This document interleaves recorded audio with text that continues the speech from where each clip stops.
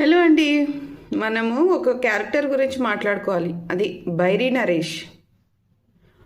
ఒక పక్కన అతను మాట్లాడేది నాకు బాగా నచ్చుతుందండి. అంటే చాలా ప్రాక్టికల్గా మాట్లాడతాడు కొన్ని విషయాలు.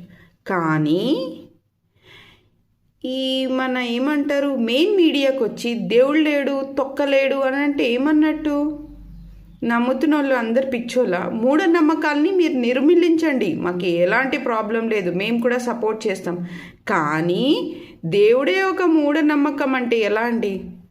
మీరు ఒక మంచి స్థాయిలో ఉన్నారు, సో మీరు చాలా నోటిని జాగ్రత్తగా పెట్టుకొని మాట్లాడాలి. అర్థమవుతుందా? మీరు నమ్మకండి.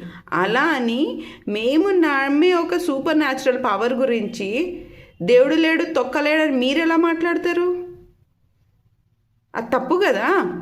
మీరు ఏం మెసేజ్ ఇస్తున్నారు? మీరు ఒక డాక్టరేట్ పట్ట